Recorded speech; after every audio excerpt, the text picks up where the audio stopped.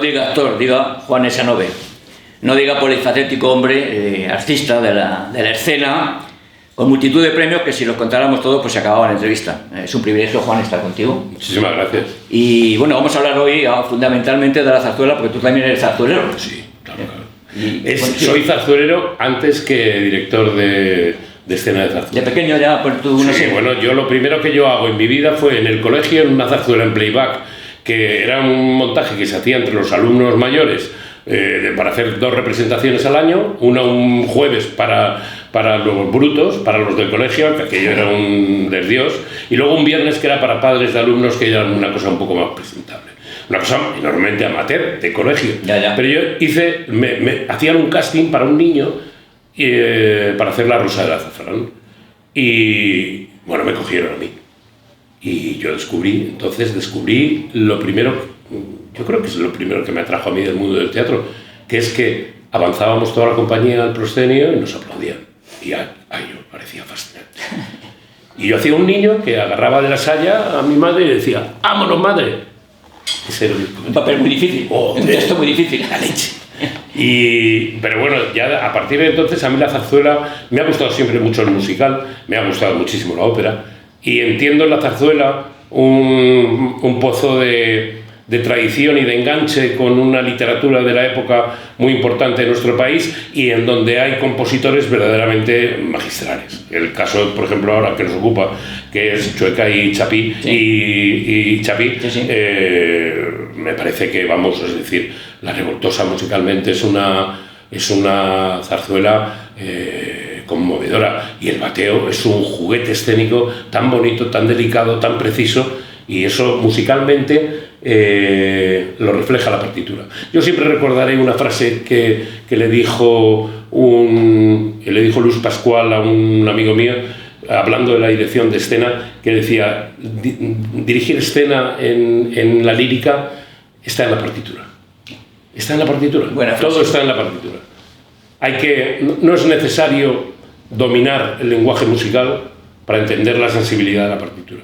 Pero si de alguna manera tienes una cierta relación con la música y entiendes lo que es un compás, entiendes lo que es un pentagrama, entiendes lo que es una corchea, entiendes lo que es un calderón, entiendes una serie de conceptos, evidentemente vas a poder navegar por ese río tan bonito con una soltura muchísimo mayor que si solamente te pilla la música de oído, de refilón. Cosa que ya hiciste en Pan y Toro, por el que te dieron un premio. Y ahora has cogido 2 géneros chicos, cuidado que géneros chicos por la duración, no por la calidad de las representaciones ni por la música, que están muy representadas. ¿Qué es lo que aportas tú en esta versión tuya? Yo he querido buscar una manera actual de situar al protagonista de los 2 títulos dentro del barrio. El barrio domina. En El Bateo, la trama fundamental sobre la que se desarrolla la historia es la puesta en duda de la paternidad de un individuo. Finalmente, uno cree que su hijo es suyo, el otro dice que no, el otro se indigna, la otra se cabrea, se entrecruzan los celos, hay pasiones dentro de un barrio que ya sitúan Paseo Domínguez en conflicto, en evolución, pues casi como ahora, te diría. Claro. Y en el fondo dices tú, no se trata tanto de hacerlo como ahora, sino de hacerlo, yo he querido hacerlo transtemporal. Es decir, así como en Pan y Toros yo tuve que ser enormemente respetuoso a una coordenada histórica, porque estábamos hablando de un momento histórico muy claro de nuestro país: Godoy, Goya, Pepita Tudó, la princesa de Luzán, las crisis políticas, los levantamientos, Goya, en definitiva, los sueños de Goya, los aguafuertes de Goya. Pues ahí hay que ser enormemente respetuoso con la época. Pero yo creo que cuando hablamos de un sainete, o en este caso 2 sainetes, por decirlo de alguna manera, que tienen una clara inscripción dentro de un patio de vecindad, que podemos llamarlo corrala, pero podemos llamarlo, como se llama ahora, sitios en donde la gente tiene que convivir por necesidad, mucha gente en un sitio muy pequeño, renunciando a la intimidad, renunciando a la privacidad, y convirtiendo su vida en una cosa prácticamente comunal.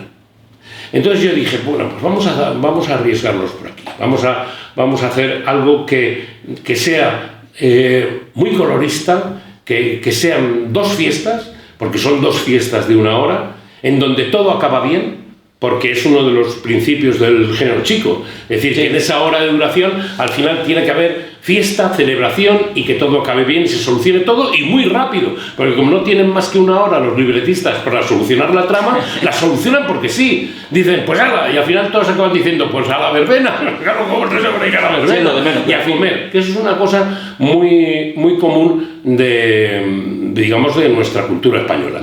Y es que ya sea lo mejor o lo peor, ya sea un entierro o un bautizo o una boda, todo se celebra comiendo y bebiendo.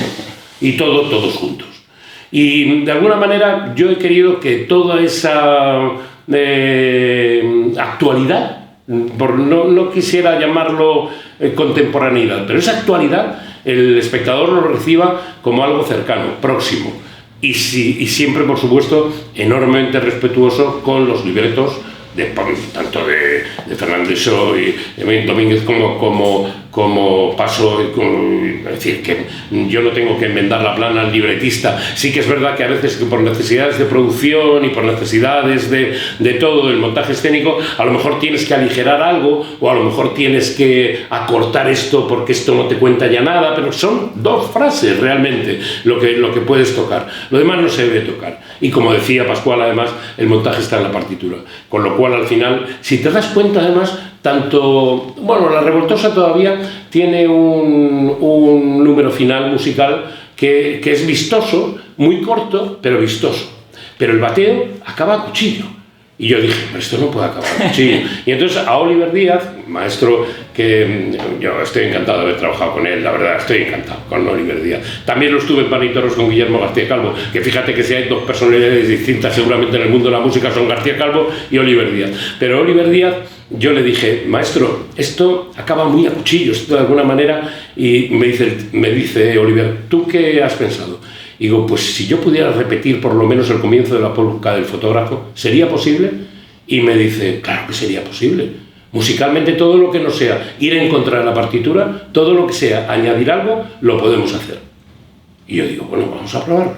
Y efectivamente, funciona. Porque al final lo que me interesa es ese cuadro de celebración de todos esos personajes situados dentro de ese barrio. Seguimos con Juan Echanove. Hay gente a la que no hay que hacerle preguntas. Luego, si esto fuera para una entrevista escrita, bueno, mira, tengo 30 titulares, ¿no? Que hay otros que, en fin, bueno, pero hemos hablado muy poquito del pasado, estamos hablando del presente.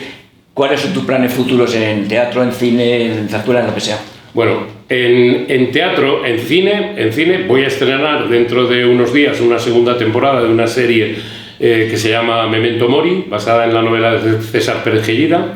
Ya hicimos la primera temporada hace 1 año y pico, por ahí, que se estrenó y funcionó realmente muy bien y tal, y esta es la segunda temporada y la verdad que estoy muy contento. Entonces estoy, digamos, esperando ese estreno. En teatro voy a interpretar, dirigido por Eduardo Vasco a finales de año en el Teatro Español, una obra de un autor español, de Ignacio García May, que se llama Esencia.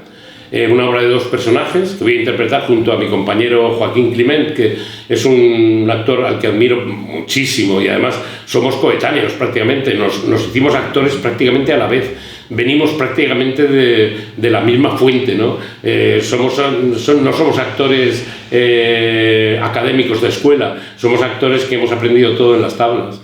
Y me apetece muchísimo compartir esta aventura con él, y dirigidos por Eduardo Vasco, que es un director... Todo es una garantía. Absolutamente. Absolutamente. A mí Eduardo me parece que es un director que yo no había trabajado tampoco con él nunca, y cuando me llamó dije, pues yo creo que esta es la ocasión. Es una obra difícil, complicada de hacer, no complicada de ver, pero complicada de hacer, porque son 2 personajes hablando en un restaurante y contando cosas tan importantes como la autenticidad de la historia, o si la historia es así o es porque nos la han contado así. Un momento. ¡Guau! Yo cuando la leí por primera vez dije yo, no sé yo si esto es público, y ahora que lo leo, ahora que lo estoy estudiando, digo, pero si esto es lo que lee uno en los periódicos todos los días.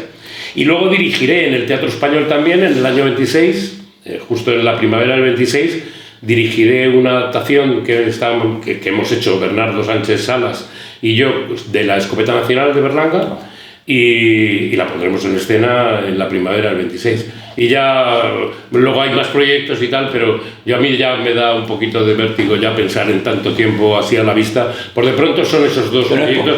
Y luego además también seguramente las reposiciones de La Revoltosa y El Bateo, que tendremos que hacer en Oviedo, seguramente, y en más sitios que yo sé que está pidiendo ahora, están digamos hablando con el Teatro La Zarzuela para ver cómo lo podemos llevar. Entonces a mí realmente sí que me gustaría que siempre que se repusiera El Bateo o La Revoltosa estar allí, porque cada reposición es un montaje distinto, cada teatro es un teatro distinto, cada orquesta es una orquesta distinta, cada coro es un coro distinto, que el coro es fundamental, sobre todo en El Bateo. En El Bateo el coro es un personaje, es decir, es tan principal como lo puede ser Bamba, o como lo puede ser Visita, o como lo puede ser Gorgonia.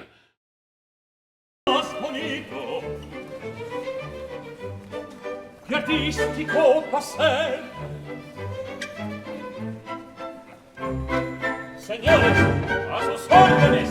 El fotógrafo Ponerse aquí, porque la luz es casi igual. Estamos bien. Perfecte van. Ustedes tres, haciendo escorzo por ahí. La vista ya y el cuerpo así. Que no saque usted los ojos rasgaditos y los talles pequeñitos y la boca de chipén. ¡Se atrevía!